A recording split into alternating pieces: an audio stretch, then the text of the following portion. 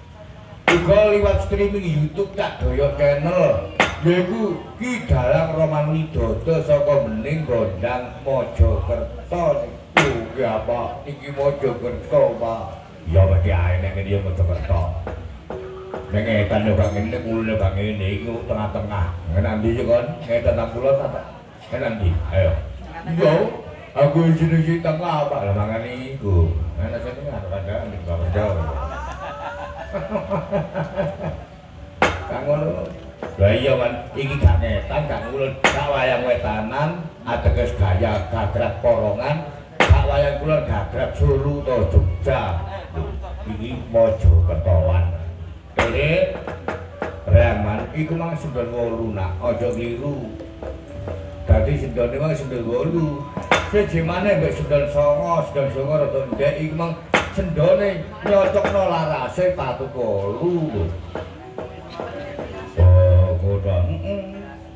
Dadi nek 8 ya sendone 8 nek 9 patut nyawa ya sendone nyongo. Dong, joglo nak Reman. Kira Semar ngatur gong panuwun panjenengan para kadang sutusna budaya wayang kulit ya nak. Sing iki ngregenaken swasana nganti sore kok gak dalane kaya ngono. Aku mlaku mung kira-kira ana 200 meter. Tekan kidul kono, soalé montore gak iso mlebu ana dodol. Dadi ya wis dilakoni ya kemane. Iku kabeh nyengkuyung pementasane Ki Dalang Roman. Iya man. Uga matur nuwun tim keamanan Pak Linmas utawa Pak Hansip dibantu kanca relawan saka Padolaras. Dadi sak pentas Pak Dalang Roman iku nerjunno relawane. Karena Pak Dalang Roman yo ketua relawan. Dadi yo ayo dimanfaatno lho ngono lho. Oh iya. Iki Mak De niki lho Mak De.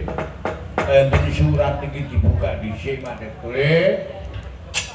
Wong iki lakon permintaan yo nek aja kaget mau tak aturno biasane sing metu kuwi setengah siji lek mang guru setengah siji kok wis ana duta kok dutane biasa setengah siji lakone dawa nak lakone jejer nek ngantek kliru di orang uang wah kliru gak kliru ya iso mek ngene ya mbok aja muga-muga bener ore nah wis dilakoni ya permintaane ya manca laliman engko tanggal 19 iki cara ngono Pak Dalang Roman iki pentas ana Bali Desa Margo Bener Kecamatan Tarik Kabupaten Sidoarjo. Sing winginane kapan iku ana mergojok. Lagi jange gandung mergojok tapi nduk Mergo Bener Tarik Sidoarjo. Kayak awan, nah iki mang awan gak ngaruh biru soalnya permintaannya Abah Bisri jaluk awan gak biru jaluk bengi lah nek ku tanggal 19 kae jam setengah 1 radio wis muni kabeh. Oh iya streamingnya kayak bengi pola radio ning nyaut. Oh ngono. Dole iki kok banget ora gong panuwun kelawan yaiku kadangmu. Oh nah iki saka Mas Alwi, Mas Alwi. Dudu Alwi Cel dulu nak Mas Alwi iki karena Alwi daerah Sumber Kembar Wonodadi Kutorejo. Oh. Lah sampeyan iki mana kon maca man, reaksi maca yang bermimil man. Terus ya kena arek kono maca. Monggo dibaca iki sampeyan coba-wone arek.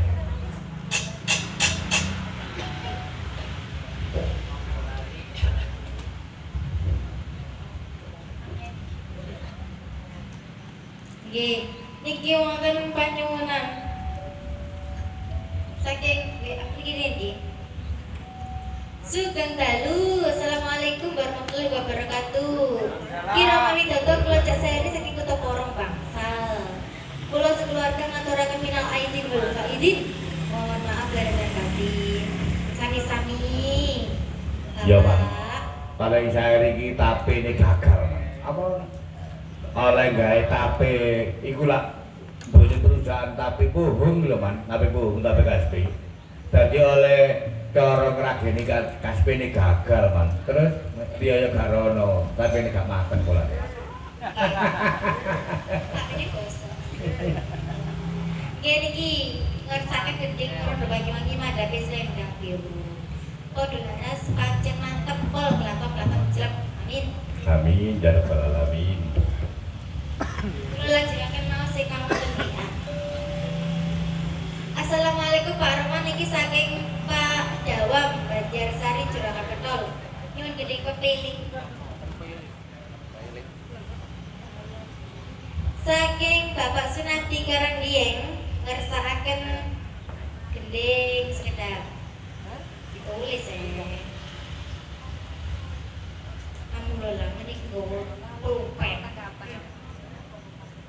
Bapak Sunati Karangdieng ngersakaken gending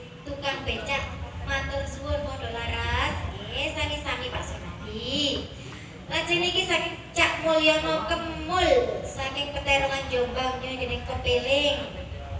Saking Pak Har Utarjo nyon gede Blitar. Saking Cak Memet Segojong Bajang niki geningipun Nyi Jambayuh. Lajeng niki saking Bapak Haji Jupri. Imbangan Modosari. Geningipun manut kemawon. Matur suwun Bapak Haji dirantos undanganipun. Saking Bapak Dewa Klegen Talok nyuwun absen kemawon. Thank you. Saking Pak Sudar tukang becak Kendeng penggemar setia Balung Ompo Talung Kidul Semabituan Jombang geningipun manut. Pak Arianto Sumberjati Mojo Anyar Caping Gunung. Bapak Suparmon Salam geningipun ke Pirut. Sik nak jomblo Rehan uga ngaturaken sugeng dalu tumapak injing lan bolo-bolo wonten dusun Balong, Desa Sumberdadi, Kecamatan Mantuk, Lamongan. Sing wingi takon Pak Dalang apa tanggapan benjing tuh. Yo iya. Ndek kono blek kita radio kabeh nak najanto kok bali desa ya kono wayang tuan bali Sumberdadi kono wayang lho tapi wong Balong gak keleni sik go main delok YouTube ae wis. Oke, sak kersa monggo. Oke, halo Bapak. Dadah. Saking Bapak Alwi absen kemawon, saking Bapak Gunawan penggemar tayub niki ngersaken gedeng Godril. Nggih, Bapak saking Cak Bogel Suru atau oke. Geningipun lewung. Saking Bapak Satrio Kebraon niki mugi pinaringan lancar nyimak live streaming jamin. Bapak Ngateman monitor Pak Dalang J Buarsia Gebang Sari absen. Kagem ingkang Mas Mantan Semanungan sami-sami. Nggih. Niki wonten malih panyuwunan saking Terong ngersakaken gedeng ati kesiksa sak bawane. Sak nangise, sak gulung-gulunge. Iku aku seneng man. Ati kesiksa iku mang. Lho. Tetapi sing bawa sing nangis iku anakmu Beni ngono. Kon bawa utawa nangis terus ati kesiksa. Wis jongor kon mbok ayo. Nggih. Iku wonten layang saking Bapak Badian Alfi yang gede orang. Oke. Berarti niki dilatosi pinten gendeng. Dua gending, prai itu maksudnya. Orang ngono Pak Bahtiar Alfi Channel nggih sugeng ngliput Pak Bahtiar Alfi Channel. Matur nuwun. Dadi wengi iki diliput kaca streaming YouTube ya nak loro. Sepisan Cak Doyok Channel sing nomor loro yaiku Pak Bahtiar Alfi Channel wis wong loro subscriber-e wakeh-wakeh tok dalange nganti kalah. Oh iya, iki apa jeneng cara panganan niku ditidang arek. Lah nek konten kabeh subscriber kaya kanca-kanca iku. Kon ngene channel dhewe ngono. Lah terus Doyok iku mangan apa? Angge monggo lajengaken ati kesiksa. Ati kesiksa sak bone mandhape ora meneng ngoten nggih. Nggih, betul.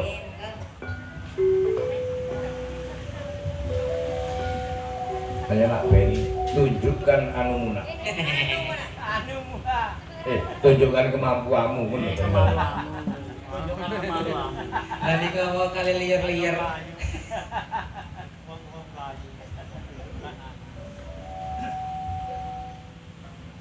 Ora ngira Sik iki ora lanang ta wedok ben. lho makane pados laras iki. Ya duduk ana. Arek kok tintingi, monggo cok ditintingane ya apa.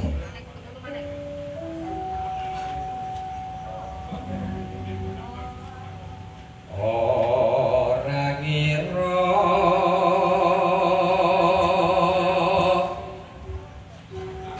yen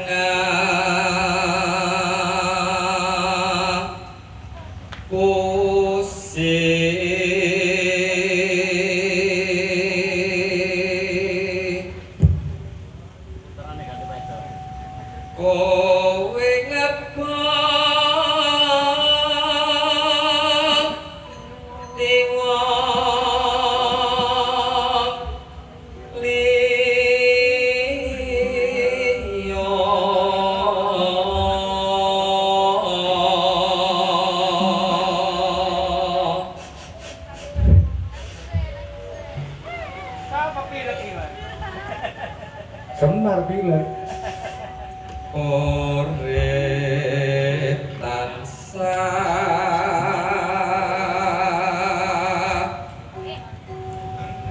kaya ngene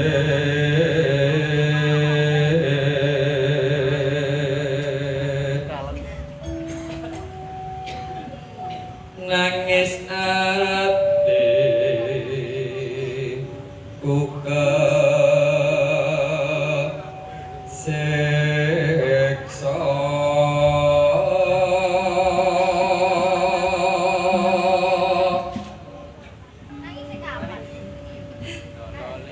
udan tangis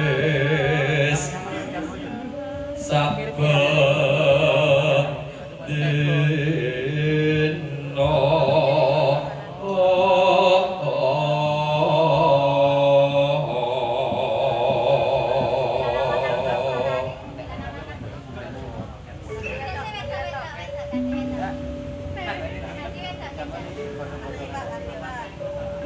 Bedanya kapan Ben? Hah? Bedanya kapan dulu aja lah. dereng panggilan kami mawon Oh ngono ya sembarang. Ini nganu ta kok. teko nglarani Bisa bisa bini sing wonten juning niki lho anake bawa. batinku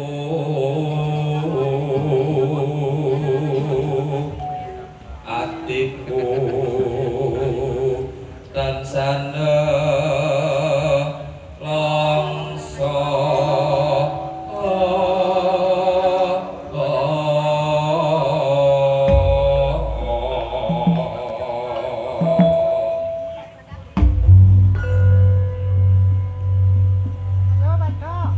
Eta mangga. Apa kabar? Yes, I'm not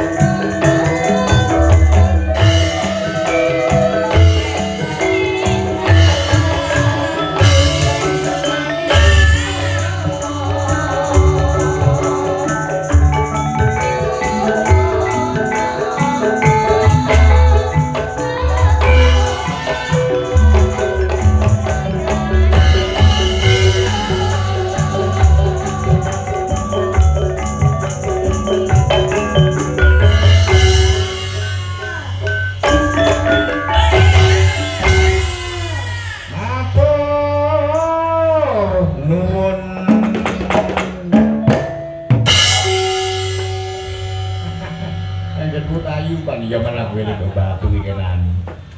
Mari tayuban nduk batu terbawa ke sini. Apa terbawa ke sini? Man, apa yo? Kaliwat kanca-kanca Lusari Pekukuhan Mojosari. Sing denger sakno tanggal pira kanggo Agustusan enggal mawon nek empun enten tanggale. Nah, biasa Agustusan niku malam Minggu didisi wong. Oh iya. Kanca Lusari Pekukuhan. Enggal dilumpukno duwike. Sore rek mak wong iki gosiranmu di liwat streaming YouTube nak Cak Doyo channel. Cara dimirsani dulur-dulurmu kanca-kanca dalang Gayam Mojokertoan. Ana sapa sing mirsani liwat YouTube man ana panjenengan iki dalang Susila Wibowo saka Klirikawa. Uga Pak Dalang kanan saka Berat Wetan Gedhek. Iki ana Pak Dalang Koyim saka lingkungan daerah Prambon Sidoarjo man. Uga ana Pak Dalang Puryono saka Bareng Jombang sing mirsani. Nggih madhe niki Mbah Dalang Sare nggih mirsani madhe. Ya nek iki wak sugeng iki tanggapan dhewe man. Uga ana Pak Dalang Ki Sutopo saka Gambiran Mojo Agung. Ya. Iki Sutopo iki sing tanggal 19 sing wayangan awan nduk Balai Desa Marga Bener Tarik. Uga ngaturaken sugeng enjang ingkang saweg mirsani nggih niki wonten Pak Dalang Suwata saking Sasat. Nggih kanca kula nggih ningali Pakde. Sapa niki Andika? Andika lho. Ningali YouTube ya. Nggih. Niki Pak Dalang Margono saking Musian nggih mirsani.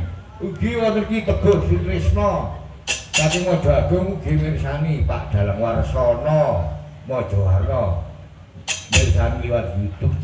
Pokoknya awakmu sing tanggapan kabeh padha nonton liwat YouTube ya mana enak kana binti go manyetel YouTube menawa wis padha ae wis lakoni ya roh. Kate maneh go ya gak kelangan apa-apa ya omahe. Nah, boleh. Kelagon sak banjure nak minangkane pamundhaning para sutresna budaya wayang kulit lumantar surat kelawan lumantar jalur WA. Monggo Ibu Presiden napa mawon sing dirakit 2 lagu jumedle. Rondo Banyuwangi Mandape Selendang Biru. Oke. Sunane Bapak Sapa nak? Sairi. Pak Sairi, Draga Tapi mah. Urung mogol. Monggo Rondo Banyuwangi kelar Selendang Biru. Nek diwalik Selendang Biru Rondo Banyuwangi wis cek digarap kanca-kanca padha laras. Kira semargaan kok sing disinduk ngarep sing disinduk buri lho ngono lho. Monggo padha laras.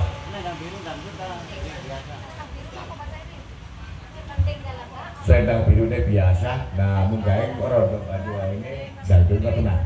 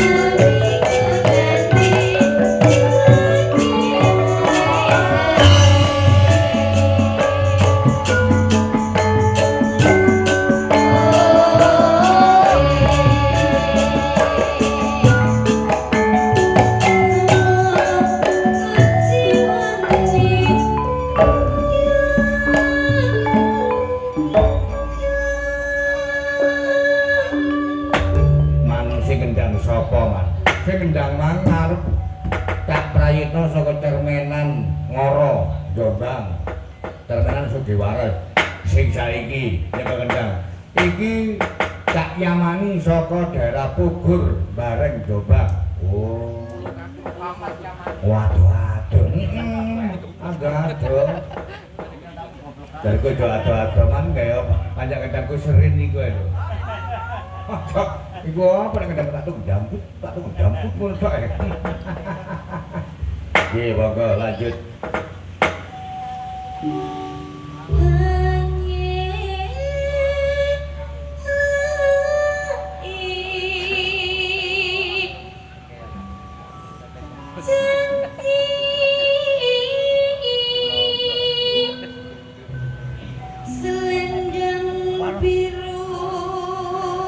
Ini sing dereng nanti pirsa Dita Romantika TV ngene iki.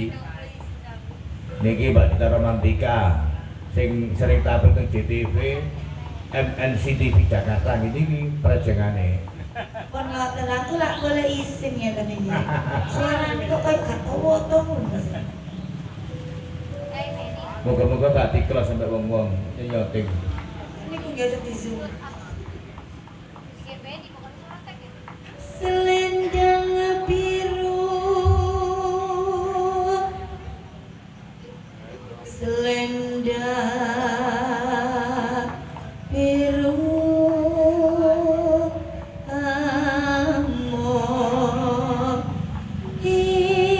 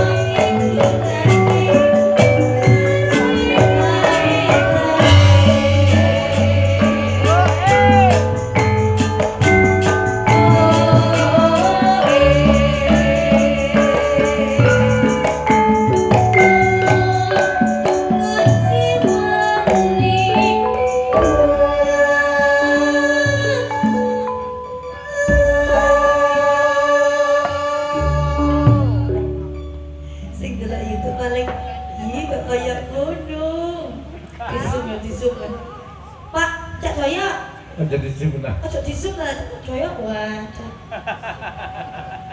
Kan aku malu-maluin. Betul dia.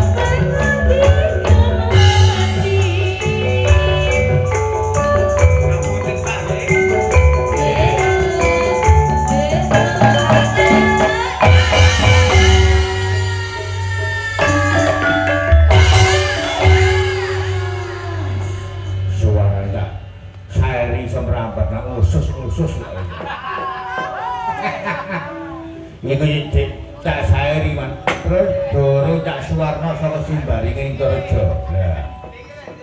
Niku suara Cak Suwarno tambah man. Jogete lek suarane api. Monggo Cak Suwarno nek sampeyan kate nyawer. Lho lah enak. Jangan waktu 5 menit Cak Suwarno temen nyanyi ya. Oh bapak. Nah.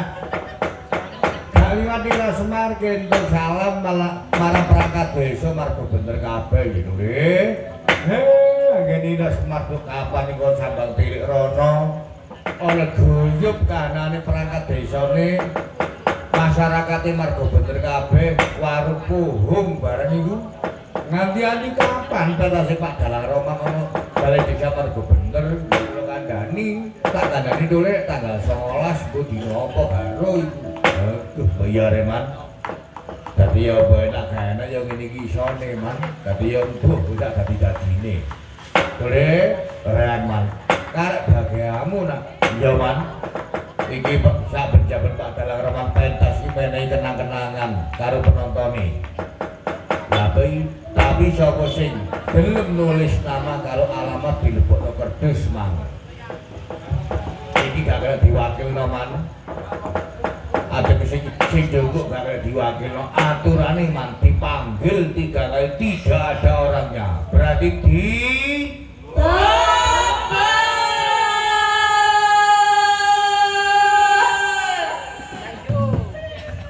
ini aku jauh tolong diringi gendeng gonggo pino tretek. Gonggo pino tretek. Siapa man? Cak no tepos. Ayo, katik mene iso tak iso ngadeg kok bodokan gong gak digawe lho. Ade monggo. Ayo ana lho. Ayo Bano. Ayo. Iki lho, rokok isa cepet.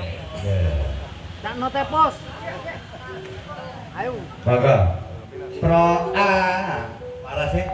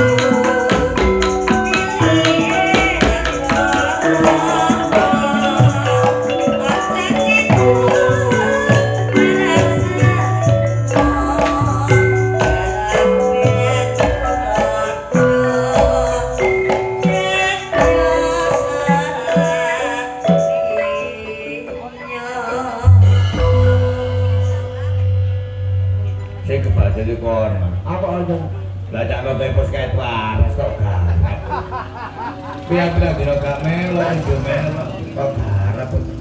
Aku kangen jogetane ya. Patut. Nek kena.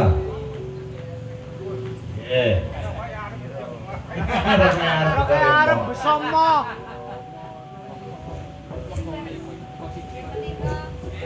Injih, ingkang asal nggih menika Bapak Yuni Kutha Porong Bangsal. Pak Yuni Kutha Porong Bangsal. Nek gak salah Pak Yuni itu karang anak. Cak Sairi karang anak Pak Yuni yuk. Halo.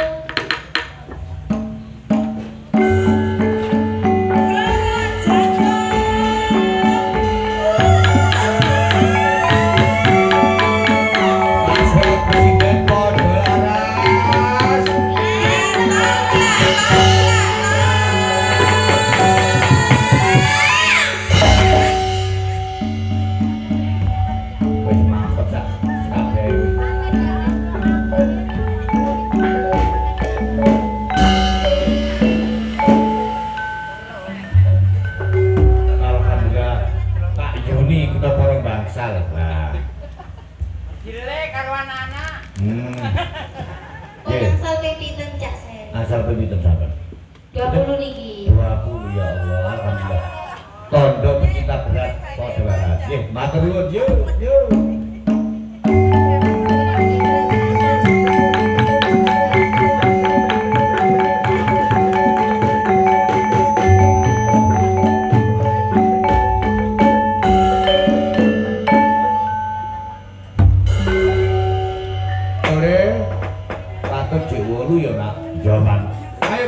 Sowan ndaramu ana pendopo negara Ngamarta kono ceng jarine nak mangayu bagya layuring kono jatang bayi lho putrane ndaramu gedhe kelawan ndaramu putrine Dewi Rimbi iya man tapi anake kok sekabeh sanjata sekabeh gunting pusaka curiga kok ya madal ora kedas tugel karena tali pusere utawa udeling yaiku ponak jabang bayi iki aduh iya man ora pendonira Semar kang sowan